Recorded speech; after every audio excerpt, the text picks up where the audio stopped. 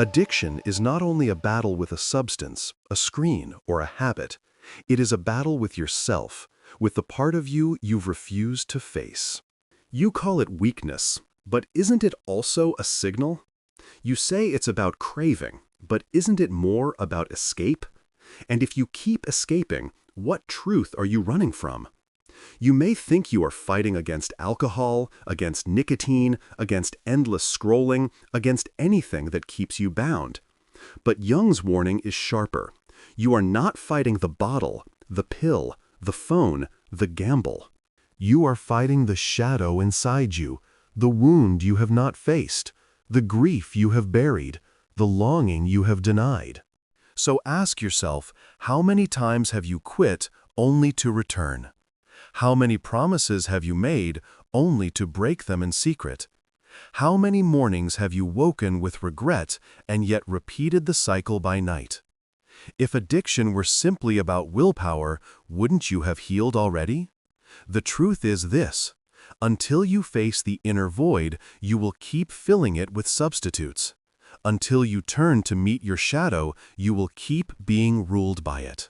And until you dare to descend into that darkness, you will never rise beyond it. So the question remains, will you keep numbing, or will you finally face the truth addiction has been trying to reveal all along? Addiction is never just about the substance. It is about the self you keep avoiding when the silence grows too loud. You may call it stress boredom or bad habit, but if you are honest, isn't it more than that? Isn't it the ache you cannot name, the hunger you cannot satisfy, the grief you cannot bear to touch? Carl Jung warned that what you do not make conscious will rule your life. Addiction is that warning made flesh. It is the place where your shadow leaks out, demanding to be seen. You can try to suppress it, but haven't you noticed it always returns? You can try to cover it with discipline, distraction, or denial, but hasn't it always broken through, leaving you weaker than before?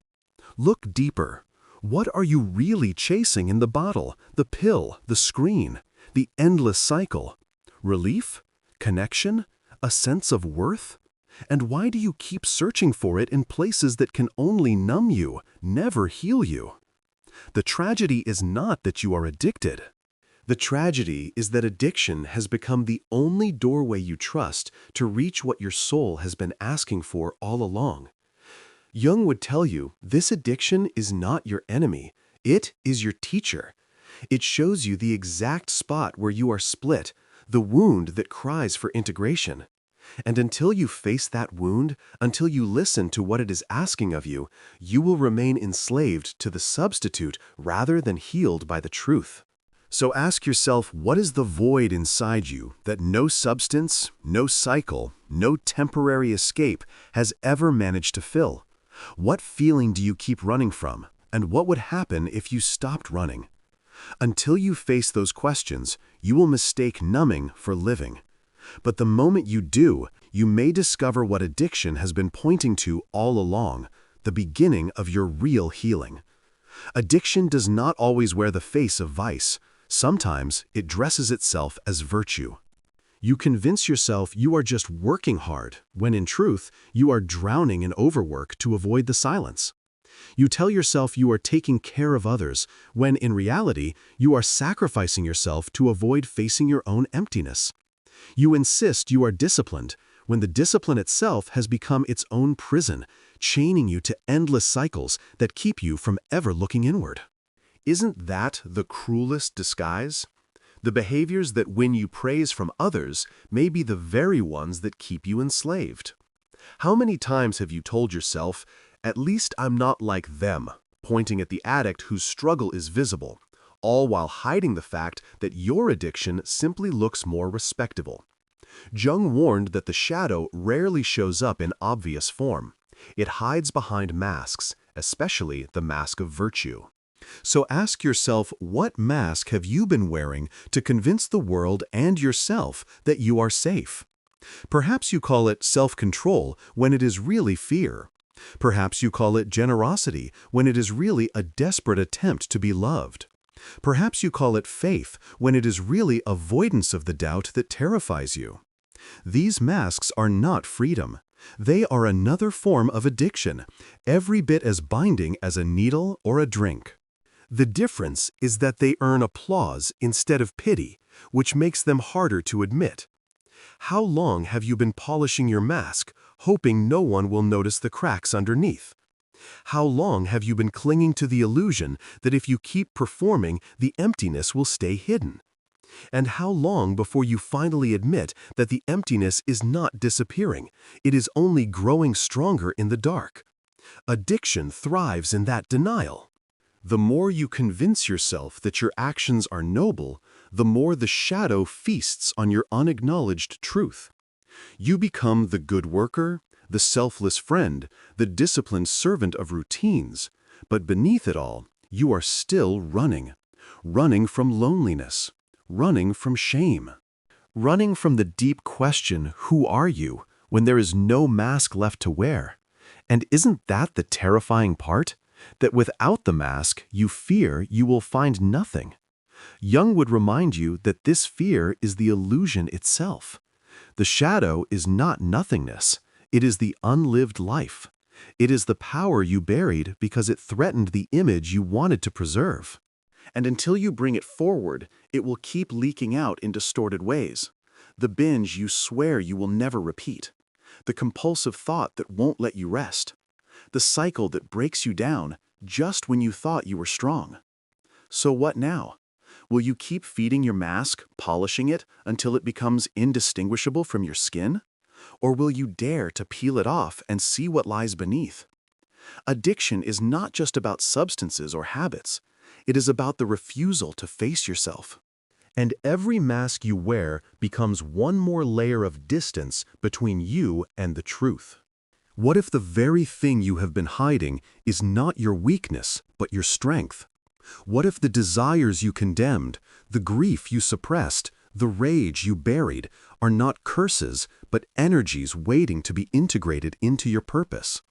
And what if the mask of virtue has kept you not pure, but powerless, draining the very life you could have used to build something whole? The danger of addiction is not only in the substance or the behavior, it is in the self-deception. It is in convincing yourself that you are free while the shadow pulls the strings. And the longer you deny it, the more control it has. Jung warned that what remains unconscious rules you. That is the true weakness of the mask. It blinds you to the fact that you are already ruled. So the question becomes urgent. Will you keep hiding behind the false virtue that enslaves you? Or will you risk being seen by yourself most of all in order to finally step into freedom? For until you do, every escape will collapse, every substitute will turn to ash, and every mask will crack. But once you do, the very shadow you feared may become the source of the strength you have been searching for all along. The truth is simple but severe. You cannot heal addiction while clinging to the mask. You cannot integrate what you refuse to face. And you cannot discover your purpose until you admit the truth you have been burying beneath the image you are desperate to maintain. So ask yourself, what mask must fall today, and will you dare to live without it? Addiction is not merely a problem of chemistry, it is a problem of meaning. Jung understood this long before the science of neurotransmitters became popular. He warned that people do not fall into addiction because they are weak, but because they are empty. They are driven by something deeper than craving. They are driven by a hunger for wholeness that has never been answered. And when the soul starves, the body searches for substitutes. Alcohol, drugs, compulsions, cycles of work, relationships, or distractions, all of them become ways of numbing the void. But none of them satisfy it. So you must ask yourself, are you fighting a chemical, or are you fighting the absence of truth in your own life? Are you battling the substance, or are you battling the shadow it helps you avoid? Because until you name the real enemy, you will keep fighting symptoms and never the source. Jung's theoretical foundation rests on the reality of the unconscious. What you refuse to face does not disappear. It sinks beneath the surface and shapes your life from the shadows. Every unresolved grief, every repressed desire, every truth you deny becomes energy trapped in the unconscious. And trapped energy does not vanish. It finds expression, often through compulsion, obsession, and addiction. What you will not integrate will find a way to dominate you. This is why he insisted that addiction cannot be healed by willpower alone. Willpower works on the conscious level, but addiction is born in the unconscious. It is not enough to say, "I will not drink again." It is not enough to say, "I will stop using, I will stop reaching, I will stop repeating." Because beneath the "I" that speaks those words is a deeper force that does not listen to reason. That force is the shadow. And until you meet it, you will not understand why you reach for substitutes in the first place. Isn't that why you return to the same cycle even when you swore you wouldn't? Isn't that why the craving rises strongest in silence when the mask slips and the emptiness can no longer be ignored? You are not fighting the drink, the substance, the behavior. You are fighting the truth inside you that you are too afraid to face. And every time you refuse to face it, the unconscious grows stronger. Jung saw this clearly in his patients. He noted that those who healed did not do so by cutting off the symptom alone. They healed by discovering meaning. They healed by facing the inner truth that addiction had been pointing to all along. He wrote that the alcoholic thirsts for wholeness but mistakes it for alcohol. The gambler longs for risk but mistakes it for the slot machine. The addict yearns for transcendence but mistakes it for a needle. The behavior is never the point. The point is the hunger that drives it. So what is your hunger? What are you really chasing every time you reach for your substitute? Do you want relief or do you want truth? Do you want escape or do you want to feel alive? Do you want anesthesia or do you want wholeness? Until you answer these questions, every attempt to stop will collapse under the weight of your unacknowledged need. Jung also warned about projection. What you cannot face in yourself, you will project outward. The addict often blames the substance, the people, the circumstances, the world. But projection is another mask. It keeps you from admitting that the wound is inside you. And as long as you externalize the battle, you remain powerless. The real fight is not out there. It is in here, in you. And isn't that the hardest truth to admit? That addiction is not something happening to you, but something rising from you. That the enemy is not outside, but within. That the thing you run from in the dark is not the substance, but the self you do not yet know how to face. This is where Jung's idea of individuation becomes crucial. Individuation is the process of becoming whole, of integrating the parts of yourself you once rejected. Addiction is what happens when individuation fails. When you cannot face the shadow, you numb it. When you cannot integrate the wound, you bury it. When you cannot admit your need for meaning, you chase substitutes. But the moment you begin the work of individuation, the cycle shifts. Addiction loses its grip because the root of its power, unacknowledged truth, begins to be faced. That is why Jung said that the only cure for addiction is a spiritual awakening. Not spiritual in the shallow sense of platitudes or denial, but spiritual in the sense of facing the depths of your own being.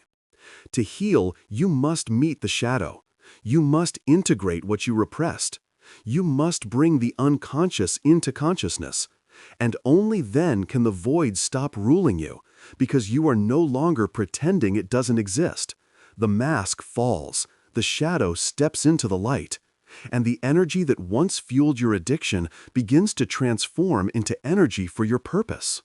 So the theory is not complicated, but it is demanding. Addiction thrives where the unconscious rules unchecked. Healing begins where you face the truth you once denied. Meaning is not found in substitutes. It is found in the very wound you tried to numb. So ask yourself now, what have you been running from? What pain have you buried so deeply that you cannot even name it? What truth have you denied for so long that only addiction dares to remind you of it? And what would happen if you stopped numbing and started listening? Because that is the foundation Jung left us. Addiction is not an enemy to be hated, but a signal to be understood. It is not the darkness itself, it is the signpost pointing to where the darkness waits to be faced.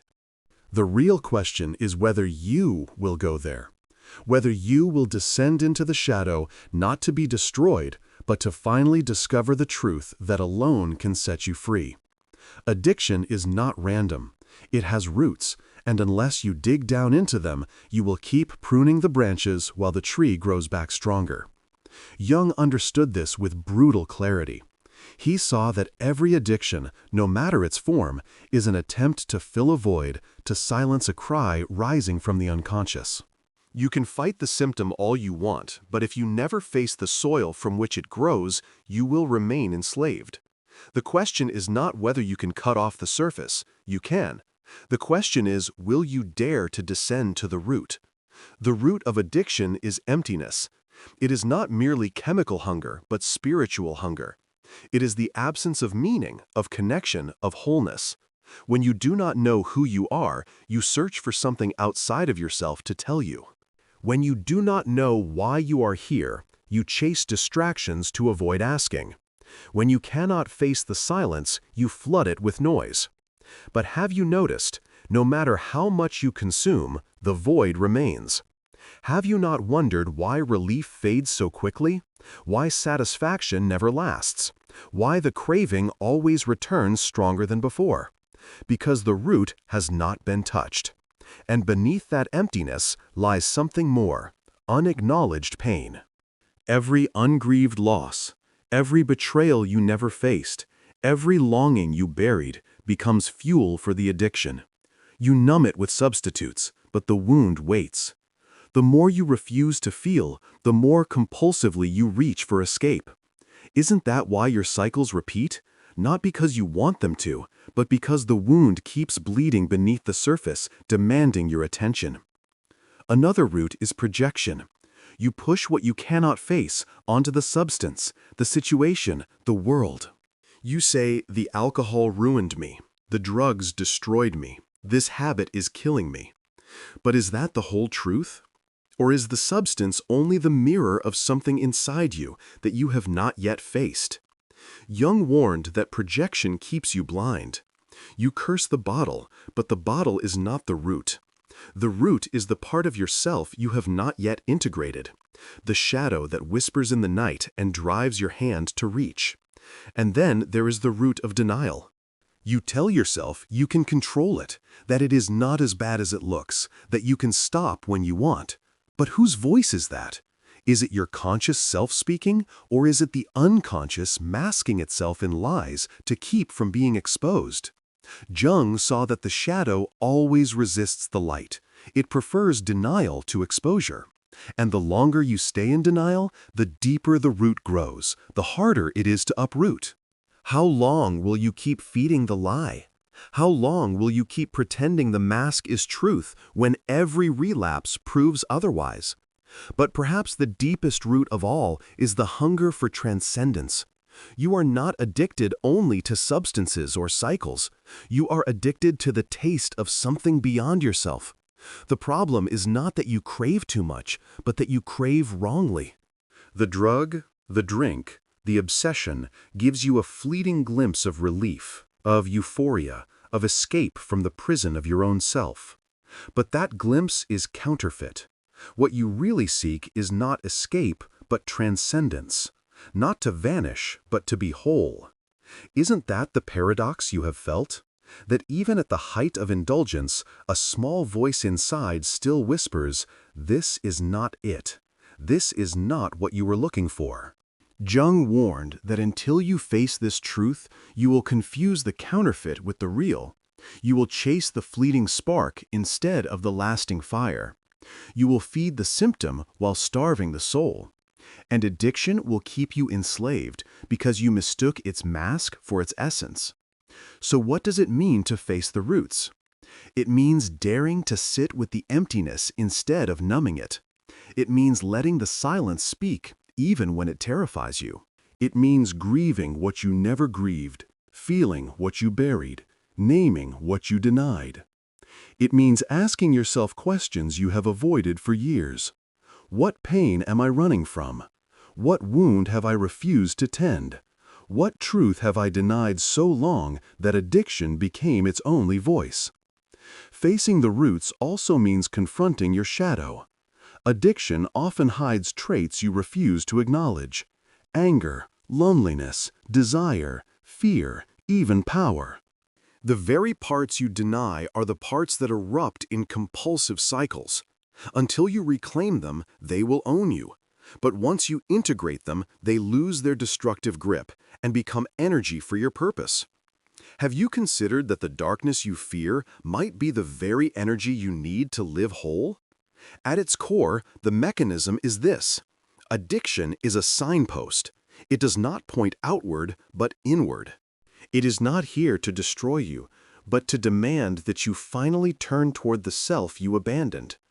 And until you heed its message, you will repeat its cycle. But the moment you descend to the roots, the cycle breaks, not because you force it, but because the need it once served has been answered. So ask yourself now, will you keep trimming branches, exhausted and deceived, while the roots grow deeper?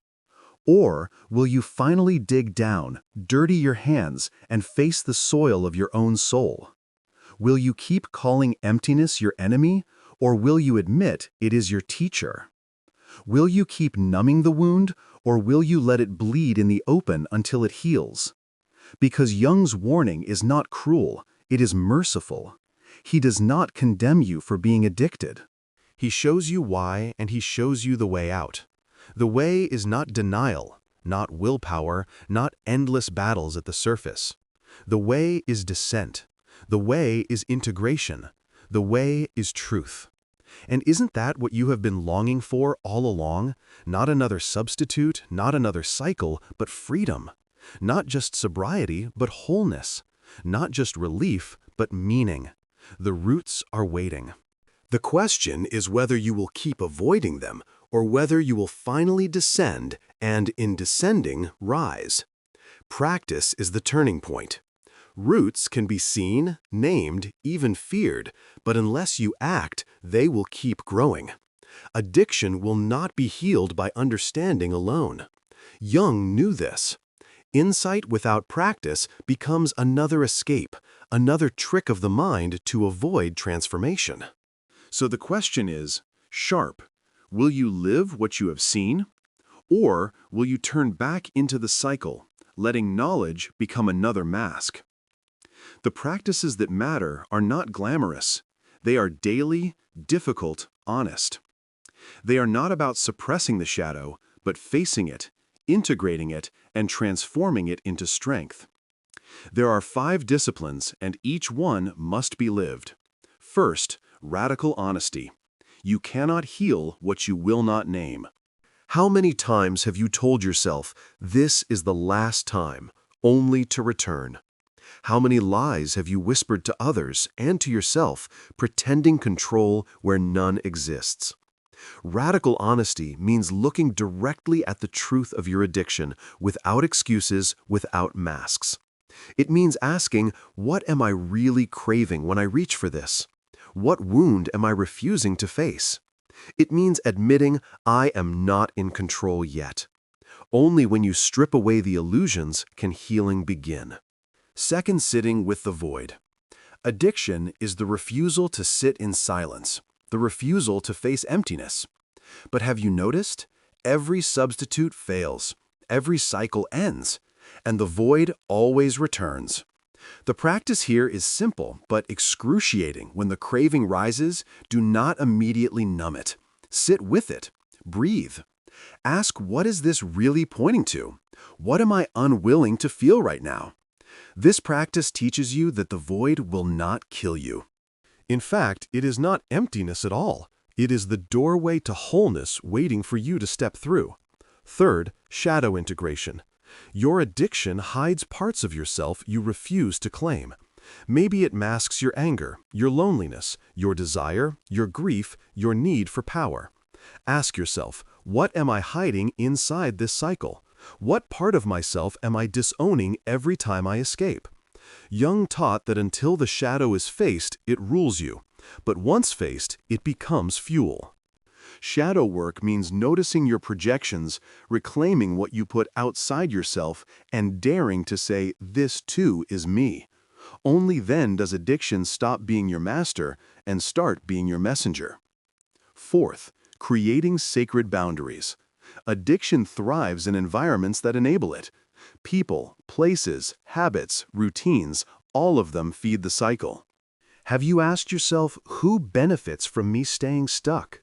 What spaces pull me back into numbness? What relationships drain my strength instead of honoring my growth?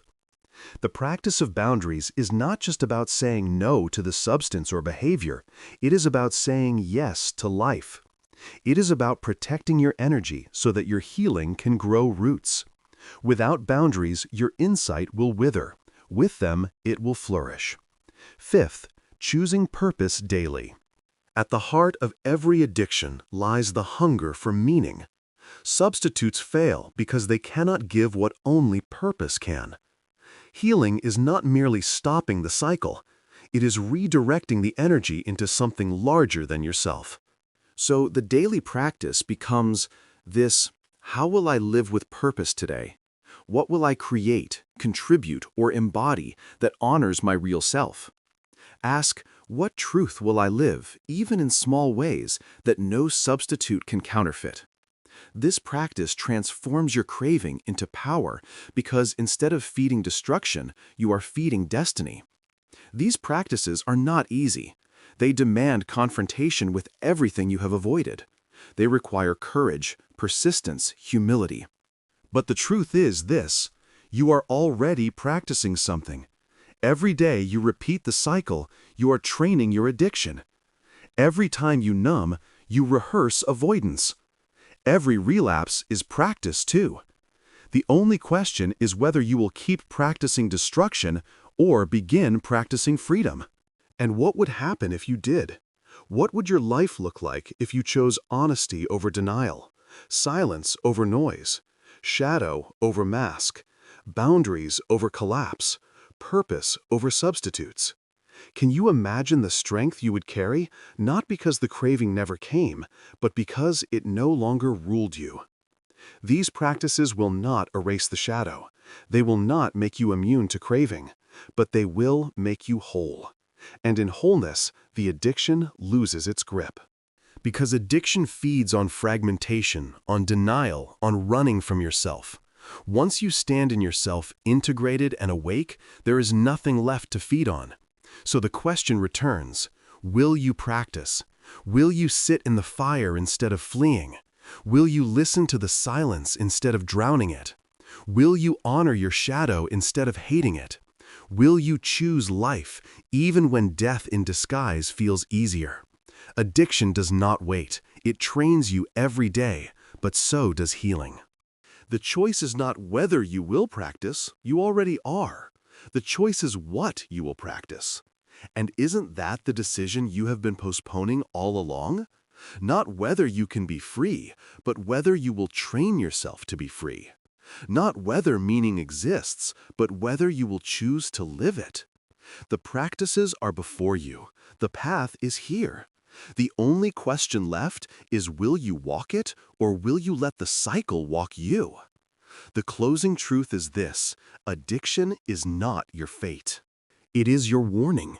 It is the flashing signal that something in you longs to be faced, longs to be healed, longs to be lived. And until you answer, the cycle will continue, louder, darker, more consuming. But the moment you turn, the moment you face it, you discover what Jung always knew: the shadow is not your enemy. It is your unclaimed life. So the choice stands before you now. Will you keep feeding substitutes, or will you finally feed your soul? Will you let the mask define you, or will you dare to live without it? Will you postpone freedom another year, another decade, Or will you begin today with one honest step, one boundary, one act of courage? Ask yourself, how many times have you sworn never again and returned anyway? How many mornings have you woken with regret, wondering why the cycle still owns you, and how many more will you endure before you admit the truth that healing is not about running harder, but about turning inward? The invitation is not abstract, it is now. It is the decision to face what you feared most, the void, the shadow, the unclaimed parts of yourself, and in facing them to uncover the very meaning that addiction has been hiding all along. So will you keep being ruled by the cycle, or will you rise to meet it? Will you keep numbing, or will you finally feel? Will you let addiction remain your prison, or transform it into your teacher? The path is here. The practices are clear. The truth has been revealed. Now only one question remains. Will you step into it before it is too late?